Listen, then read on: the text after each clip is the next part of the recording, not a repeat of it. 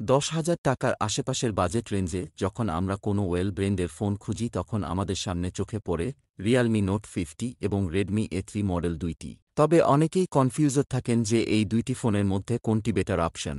সেই কনফিউশন দূর করতে আজকের এই ভিডিওটি শুরু করার আগে বলে নিই, যারা এখনও আমাদের চ্যানেলটি সাবস্ক্রাইব করেননি তাদেরকে সাবস্ক্রাইব করার জন্য অনুরোধ রইল। আর আমাদের ভিডিও ভালো লাগলে অবশ্যই লাইক এবং শেয়ার করতে ভুলবেন না।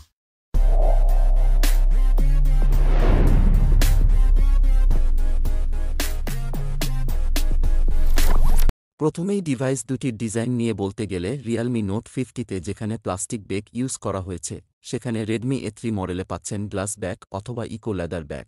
তবে দুটো ডিভাইসেই বক্স শেয়ার এর ডিজাইন পাচ্ছেন এবং সাইড ফ্রেমই পাচ্ছেন প্লাস্টিকের। রেয়ারের ক্যামেরা মডিউলের কথা বললে আমার কাছে পার্সোনালি রেডমি A3 মডেলের চেয়ে রিয়ালমি নোট 50 মডেলের ক্যামেরা মডিউলটি বেশি পছন্দ হয়েছে।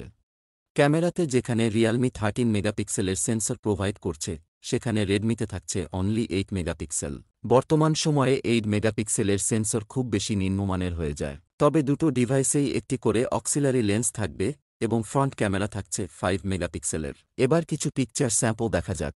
রেয়ার ক্যামেরার ছবিগুলো কম্পেয়ার করলে দেখতে পাই রেডমি A3 মডেলের ছবিগুলো ডিটেইলস এবং ডাইনামিক রেঞ্জ কম, অন্যদিকে রিয়ালমি নোট 50তে ব্যাটার ডিটেইলস এবং ডাইনামিক রেঞ্জ লক্ষ্য করা যাচ্ছে। রিয়ালমি নোট 50 ফোনের ছবিগুলোর কালারও A3 মডেলের চেয়ে পাঞ্চি। পোর্ট্রেট ছবিগুলো কম্পেয়ার করলেও রিয়ালমি মডেলে ব্যাটার এইচ ডিটেকশন এবং ব্যাটার বোকে দেখা যাচ্ছে। রিয়ালমি ফোনে ডেডিকেটেড নাইট মোড থাকলেও রেডমি ফোনে সেটি মিসিং থাকছে। ফ্রন্ট ক্যামেরাতে দুটো ফোনই প্রায় কাছাকাছি পারফরম্যান্স করেছে। দুটো ফোনই এভারেজ কোয়ালিটির ছবি দিচ্ছিল এবং পোর্ট্রেট ছবিগুলোও মোটামুটি কাজ চালিয়ে নেওয়ার মতো। দুটো ডিভাইসেই রেয়ার ক্যামেরাতে 1080 পিক্সেলে 30 এফপিএসে ভিডিও রেকর্ডিং করা যাবে, তবে এতে কোনো স্ট্যাবিলাইজেশন থাকছে না। এবার ফ্রন্ট সাইডে আসি।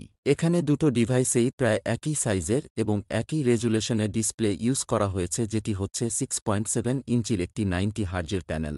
ডিসপ্লেটির রেজুলেশন HD+, তবে রেডমি ফোনের পিক ব্রাইটনেস 500 নিটস এবং রিয়ালমি ফোনের পিক ব্রাইটনেস 560 নিটস।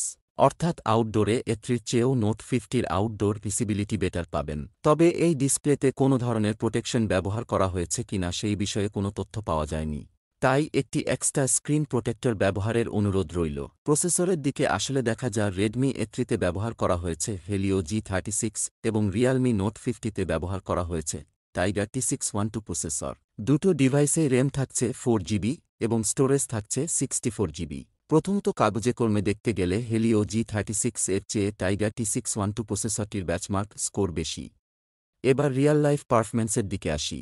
দুটি ডিভাইসেই ডেইলি কাজগুলো লাইকফ্রিভাবেই করা যাবে। তবে রেডমি ফোনের পারফরম্যান্স কিছু চপি লেগেছে, যেখানে রিয়ালমি নোট 50 ফোনের পারফরম্যান্স অনেক বেশি স্মুথ লেগেছে আমার কাছে। এছাড়া রেডমি ফোনটি ব্যবহারকালীন সময়ে কিছু জায়গায় লেট রেসপন্স করতে দেখেছি। সবকিছু বিচার বিবেচনা করে দেখা যায় যে রিয়াল লাইফ পারফরম্যান্সের দিকে রিয়ালমি নোট 50 এগিয়ে থাকছে। এই ডিভাইসগুলো মূলত এন্ট্রি লেভেলের ইউজারদের টার্গেট করেই তৈরি করা। এগুলো কোনো ধরনের গেমিং ডিভাইস না, তবে দুইটি ডিভাইসেই ছোটখাটো 2D এবং 3D গেমগুলো প্লে করা যাবে। চাইলে লো গ্রাফিক্সে ফ্রি ফায়ার গেমটিও প্লে করতে পারবেন। সর্বোপরি গেমিং এর ব্যাপারটি চিন্তা করলে রেডমি A3 এর চেয়ে রিয়ালমি নোট 50তে এর প্রসেসরের কারণে বেটার গেমিং পারফরম্যান্স পাবেন। এই ধরনের ডিভাইসগুলো রেগুলার কাজের পাশাপাশি যে কাজটির জন্য ইউজ হবে সেটি হল YouTube video watching. Content watching এর জন্য ডিভাইস দুটোই ভালো সাপোর্ট দিবে। কিছুটা শার্পনেসের ঘাটতি পাবেন, তবে ওভারঅল বলতে গেলে ডিসপ্লে দুটোই গুড এনাফ বলা যায়। তবে A3 ফোনে সর্বোচ্চ 1080 পিক্সেলে ভিডিও প্লেব্যাক করা গেলেও তা ছিল ল্যাগি। অন্যদিকে নোট 50তে সর্বোচ্চ 720 পিক্সেল ভিডিও প্লে করা যাচ্ছিল এবং এর ভিডিও অনেক বেশি পাঞ্চি দেখাচ্ছিল।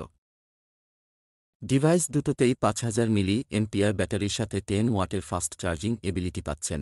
এখানে মিনিমাম 18 ওয়াটের ফাস্ট চার্জিং এবিলিটি রাখা প্রয়োজন ছিল। তবে ভালো ব্যাপার হচ্ছে দুটো ফোনেই সি-টাইপ চার্জিং পোর্ট ব্যবহার করা হয়েছে। এছাড়া দুটো ডিভাইসেই সাইড মাউন্ট ফিঙ্গারপ্রিন্ট দেয়া থাকছে, যেটির আনলকিং স্পিড যথেষ্ট ফাস্ট এবং অ্যাকুরেট। সর্বোপরি বিচার বিবেচনা করলে দেখা যায় রেডমি A3 এর তুলনায় রিয়ালমি নোট 50 মডেলটিতে বেটার ক্যামেরা পাচ্ছেন, বেটার ডিসপ্লে পাচ্ছেন, বেটার আউটডোর ভিসিবিলিটি পাচ্ছেন, বেটার প্রসেসর পাচ্ছেন। তাই এই বাজেট রেডমি A3 এর চেয়ে রিয়ালমি নোট 50 মডেলটি এগিয়ে থাকছে। এই বিষয়ে আপনার মতামত জানাতে অবশ্যই কমেন্ট করবেন, আর আমাদের ভিডিও ভালো লাগলে লাইক করবেন এবং সাবস্ক্রাইব বাটনটি চেপে দিতে মোটেও কার্পণ্য করবেন না। আজ এ পর্যন্তই। আবার কথা হবে অন্য কোনো ডিভাইস নিয়ে, সে পর্যন্ত ভালো থাকবেন।